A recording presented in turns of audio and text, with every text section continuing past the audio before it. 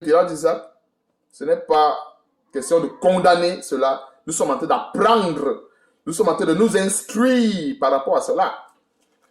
Ça veut dire que la même situation, si ça nous arrive, bien que nous ne sommes pas allés en Égypte, c'est-à-dire aller chercher les solutions dans le monde, parce que comprenons l'Égypte comme aller chercher les solutions dans le monde, aller chercher les solutions qui ne conviennent pas à la parole de Dieu. C'est-à-dire, même si c'est dans la Bible et que ça ne convient pas à la volonté de Dieu, c'est l'Égypte. Donc, ne pas aller chercher les solutions qui conviennent à la volonté de Dieu, eh bien, allez, autant pour moi, j'ai fait un lapsus, aller chercher les solutions qui ne conviennent pas à la volonté de Dieu, c'est aller en Égypte. Donc, on peut bien rester dans la maison, dire non, telle solution, vraiment, Dieu reste cela. Mais l'élément sur lequel on n'a pas voulu renouveler notre intelligence, en fait, c'est des points de renfort, soit avec la désobéissance, soit avec le mensonge. Donc, vraiment que Dieu, sur ça, on peut comprendre que vraiment nous avons besoin, nous avons du travail à faire. C'est ça le but de l'enseignement. Nous avons du travail à faire. Nous réalisons que on ne doit pas avoir de faille dans notre foi. Nous devons demander à Dieu de nous rendre solides, comme le roc, de nous amener chaque jour vers la perfection. Parce que bien des fois, on ne part pas en Égypte, on ne part pas dans le monde, mais on peut toujours pécher. Voilà. Isaac était resté à Guérar. Il avait obéi aux instructions de Dieu. Mais au verset 7, on voit qu'il y a le péché. Il a menti. Et ça, c'est quelque chose qui arrive à tout le monde, qui peut arriver à tous les chrétiens, à plusieurs chrétiens, beaucoup plus, qui n'ont pas assez renouvelé l'intelligence.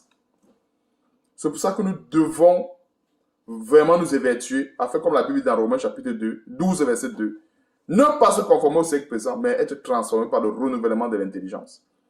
Donc, ce n'est pas parce qu'on n'est pas parti en Égypte qu'on ne peut pas pécher. Non. On a vu l'exemple d'Abraham. On pourrait dire, parce qu'il est parti en Égypte, il a fui la famine, c'est pour ça qu'il a péché. Mais non, donc, le cas d'Isaac, on va dire quoi? Il est resté à Guérar, mais il a toujours péché.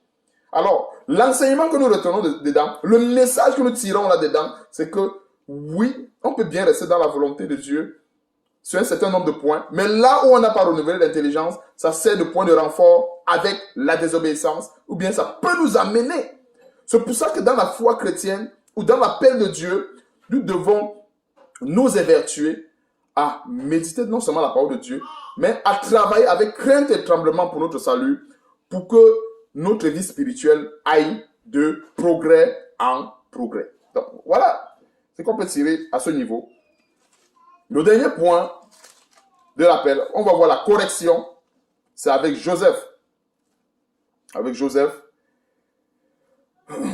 Et je vais tout simplement me limiter à l'essentiel. Mais pour ceux qui vont suivre l'enseignement, peuvent rentrer à partir de Genèse chapitre 37 pour voir l'appel de Joseph. Et quand je parle de l'appel de Joseph ici, c'est son père qui l'avait envoyé aller chercher ses frères. Et Joseph est parti en allant chercher ses frères. Il a été persécuté par ses frères. À cause de quoi? À cause de ses songes. À cause, en fait, de l'appel de Dieu dans sa vie. Dieu l'avait appelé justement à cette mission, c'est-à-dire à perdre ses frères, à perdre tout le monde. Et c'est justement ce qu'on a vu. Quand on a dit que par la suite, c'est justement ce songe qui s'est réalisé. Et puis quand Joseph a raconté ses songes à ses frères, il a été persécuté. Ses frères ont cultivé la haine à son égard. Maintenant, lui, il est parti avec un cœur humble, un cœur simple pour aller appeler ses frères, parce que c'était son père Jacob qui l'avait envoyé. En allant là-bas, ses frères l'ont mis dans un fût, vendu chez les Mandianites. Étant vendu chez les Mandianites à leur tour, l'ont vendu chez Pharaon. Et nous sommes arrivés au chapitre 39, où Joseph, étant chez Pharaon, a prospéré ou a trouvé grâce. Et comme il disait, Joseph a trouvé grâce aux yeux de son maître, c'est-à-dire Potiphar. On n'est pas encore arrivé chez Pharaon, les choses vont progressivement.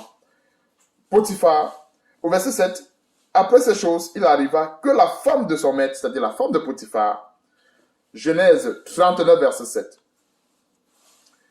Donc, j'ai Le but pour lequel j'ai ressassé ces événements rapidement, c'est parce que je voulais passer à l'essentiel, pour nous faire comprendre un détail de l'appel de Dieu. Un détail. On a vu la persécution, on a vu la persécution, la tribulation, mais il y a un autre détail de l'appel de Dieu que nous ne devons pas rater, que nous devons saisir toute notre vie. Il y a un grand détail. Et c'est ça le grand secret, le grand secret, autant pour moi, de l'élévation de Joseph. Ça, c'est, en fait, c'est partant de là que l'élévation de Joseph est arrivée. Sans cela, non. Et c'est pour cela que quand nous méditons la parole de Dieu, apprenons à retenir les éléments clés. Parce que l'élément clé, c'est l'élément non seulement qui modélise l'enseignement, mais qui forme l'enseignement, mais l'élément qui nous conduit, on va dire l'élément clé, c'est cet élément-là qui nous conduit vers la véritable source. Donc, Genèse chapitre 39, verset 7. Après ces choses, il arriva que la femme de son maître porta les yeux sur Joseph et dit, couche avec moi. Il refusa et dit à la femme de son maître, voici mon maître de prendre avec moi, connaissant de rien dans la maison. Et il a remis entre mes mains tout ce qui lui appartient. Verset 9. Il n'est pas plus grand que moi dans cette maison, et il ne m'a rien interdit, excepté toi, parce que tu es sa femme. Comment en ferais-je un aussi grand mal et pécherais-je contre Dieu? Waouh! Ça, c'est la crainte de Dieu. La crainte de Dieu doit être sans faille dans nos vies. À ce dernier élément que je m'arrête pour l'enseignement d'aujourd'hui. La crainte de Dieu doit être sans faille. Elle ne doit pas fléchir devant l'élévation. Elle ne doit pas fléchir devant quoi que ce soit. La crainte de Dieu. Elle ne doit pas fléchir devant n'importe quel poste qu'on puisse avoir dans ce monde. On peut avoir des postes d'ambassadeurs, de ministres, de directeurs, de quoi, je ne sais pas. Mais la crainte de Dieu ne doit point fléchir. Voilà le secret de l'élévation de Joseph. Voilà le secret. La crainte de Dieu. Joseph avait compris que même s'il il devait être élevé au rang de gouverneur, mais cela, la crainte de Dieu, ne devrait pas s'amuser avec ça. Et nous ne devons pas nous amuser avec la crainte de Dieu. Ça, c'est une composante assez cruciale dans notre appel. Pensons toujours à Dieu. Pensons toujours à Dieu et à sa volonté dans quelques missions où nous pouvons être appelés. Dans quoi que ce soit, pensons à la part de Dieu. Je vais faire telle chose. Où est la part de Dieu dedans? Je vais faire ceci. Où est la part de Dieu? C'est ça la crainte de Dieu. Et c'est ça que Joseph a mis en application. Au verset 7, on voit bien, au verset 8, on voit bien que la femme de son maître l'a harcelé. Et il a dit à la femme de son maître, il a refusé. Voici mon maître de prendre avec moi connaissant de rien dans la maison. Il a remis entre mes mains tout ce qui lui appartient. Si on peut, il est profond. On va juste se limiter à l'essentiel, mais il est profond. Il a remis tout ce qui lui appartient. C'est-à-dire son maître avait tellement confiance en lui que son maître lui a remis l'intendance autour de la maison. Donc voilà, j'ai. Mais est-ce que Joseph regardait à ça? Joseph n'a pas regardé à ce poste. Il n'a pas regardé au fait que son maître lui a donné l'intendance de la maison. Mais s'il y avait un chrétien charnel, ou s'il y avait un chrétien soi-disant qui n'avait pas renouvelé son intelligence, il serait tombé dans le piège.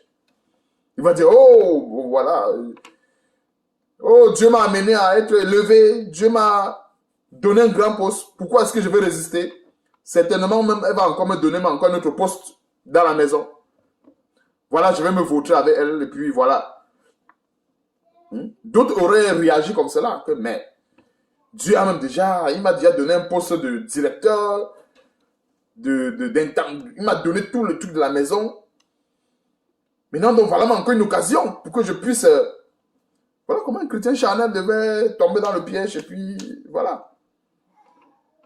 Et Joseph a mis en application l'obéissance sans faille et la crainte de Dieu. Voilà l'élément, un des éléments clés. La crainte de Dieu. Ça doit être, c'est-à-dire, pour vaincre la tribulation que nous avons vu tantôt, les persécutions, la famine et tout le reste, la crainte de Dieu. J'ai la famine dans ma maison, j'ai les tribulations, je suis menacé par ma famille, belle famille, etc. Quel est l'élément que je dois saisir pour y arriver, pour y parvenir, ou pour vaincre cette situation? La crainte de Dieu. Dans tout ce que nous pouvons avoir, persécution, tribulation, demandons quelle est la part de Dieu. Et c'est pour ça qu'il y a un merveilleux verset dans Romains chapitre 8 qui dit: sera-ce la famine, sera-ce la tribulation, sera-ce la nudité, sera-ce le paix? Qu'est-ce qui pourra nous séparer de l'amour de Dieu qui a été manifesté en Jésus-Christ? Joseph l'a manifesté ici. Ce verset de Romains, qu'est-ce qui peut nous séparer? Joseph dit que mais j'essaie de l'élévation, j'essaie de l'intendance de la maison, mais qu'est-ce qui va me séparer de l'amour de Dieu? Qu'est-ce qui va me séparer? Qu'est-ce qui va m'empêcher de manifester la crainte de Dieu? Rien. Je suppose que cette femme, pour venir séduire Joseph, elle avait une tenue légère. Elle avait une tenue légère. J'imagine la violence que Joseph a pu se faire pour ne pas tomber. La violence, mais d'une violence vraiment assez caractérisée. Parce qu'on voit que par la suite, même il a même laissé son vêtement chez elle. Il n'a pas fait une violence molle, une violence assez caractérisée. Donc, le verset 9 est assez profond. Voilà un des éléments les plus importants de l'appel. La crainte de Dieu. La Bible dit que la crainte de Dieu est le commencement de la sagesse. Et nous avons été appelés à cela. Donc, j'en ai terminé ici. Que le Seigneur nous bénisse, que le Seigneur continue de nous montrer ces choses, de nous enseigner ces choses. Donc, vraiment, en résumé, appel de Dieu. Quand Dieu appelle un chrétien, quand Dieu appelle son serviteur ou sa servante, nous ne devons pas ignorer que Dieu nous appelle non seulement à sortir de notre pays, notre patrie, la maison de nos parents. Quand il parle de sortir de la maison de nos parents, il ne s'agit pas de désobéir aux parents, qu'on comprenne bien le contexte. Nous savons que quand on était sans Dieu, on était sous l'autorité, on était sous l'autorité de nos parents, je vais dire ça comme ça de manière plus simple, qu'on n'était pas avec Dieu, bien sûr. Maintenant, donc, quand on répond à l'appel de Dieu, ou qu'on se met sous la couverture de Dieu, on n'a pas le choix de sortir sous la couverture des parents. C'est-à-dire que ce n'est plus le père de qui que ce soit qui devient son Dieu. Parce qu'en fait, lorsqu'on n'a pas Dieu, c'est tout ce que le Père dit. Tout ce que le Père dit, on fait. Parce qu'on n'a pas Dieu. C'est normal. Dieu a établi les choses ainsi. Maintenant donc, Dieu qui est un Dieu qui est jaloux, quand il prend les commandes dans notre vie, c'est lui qui devient notre véritable Père. Et notre Père ne perd pas sa place de Père charnel. C'est pour ça que la Bible dit, honore ton Père et ta mère. Je veux bien qu'on comprenne vraiment cette séparation. Ce n'est pas une question de dire que maintenant on commence à désobéir aux parents. Non, ce n'est pas ça. C'est question de donner à César ce qui est à César et de donner à Dieu ce qui est à Dieu. Ça, c'est de quoi il est question, d'honorer ses parents et d'honorer Dieu en sortant de la maison de ses parents. Maintenant, je vais prendre un autre truc encore qu'on a vu, les persécutions. Les persécutions, les tribulations qu'on a vues sous la forme de la famine, ce sont des choses qui font partie intégrante de notre appel et qui sont indissociables. Alors, si un chrétien qui a répondu à l'appel, qu'il sache que dans ce paquet que Dieu lui a remis, que ce soit avec des dons, etc., il y a des persécutions et des tribulations à l'intérieur. Et qu'est-ce qu'il va falloir faire pour vaincre cette famine, ces persécutions et ces tribulations? Comme à l'exemple de Joseph, Dieu nous enseigne par Joseph que il faut avoir une crainte sans faille. Donc, qu'il y ait l'élévation, qu'il y ait des biens, qu'on ait des biens, peu importe, que ça remplisse toute la terre, qu'on soit comme Job, par exemple.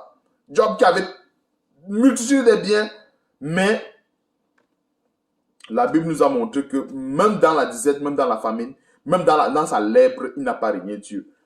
Frères et sœurs, cet enseignement, c'est pour que nous aspirons à ce standard dans l'appel de Dieu. Et le dernier élément que je voulais souligner en passant, c'est-à-dire les bénédictions. Les bénédictions, Éphésiens chapitre 4, verset 7 dit ceci.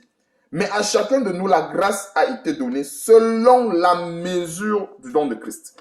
Alors, ça, c'est une composante qui est variable et qui dépend à 100% de Dieu. Je dis bien à 100% de Dieu. C'est ce que le verset dit. Mais à chacun de nous, la grâce a été donnée selon, si on enlève selon la mesure du don de Christ, le verset n'a plus de sens. Donc, c'est pour nous faire comprendre que la variable don, bénédiction, etc., ce n'est pas cette composante qui nous concerne. Ça concerne Dieu. Donc, frères et sœurs, soyons bénis. Et que le Seigneur continue de nous faire prospérer dans sa parole. Amen. Prions. Éternel Dieu, nous te bénissons et te rendons grâce encore une fois de plus pour toutes choses. Nous voulons te remercier, Seigneur Dieu, pour tout ce que tu fais pour nous, tout ce que tu fais dans nos vies. Ô Seigneur, sois béni, sois glorifié pour toutes choses. Et merci, ô Seigneur, pour ta main puissante et bénissante, Seigneur, qui nous conduit, qui nous accompagne en toutes choses. Et surtout, donne-nous, Seigneur, de mettre en pratique ces choses dans nos vies et de vivre par elles chaque jour jusqu'à ce que tu reviennes. Sois béni, sois glorifié pour toutes choses. Et surtout, c'est dans le nom puissant et merveilleux de notre Seigneur Sauveur Jésus-Christ que je t'ai prié. Amen.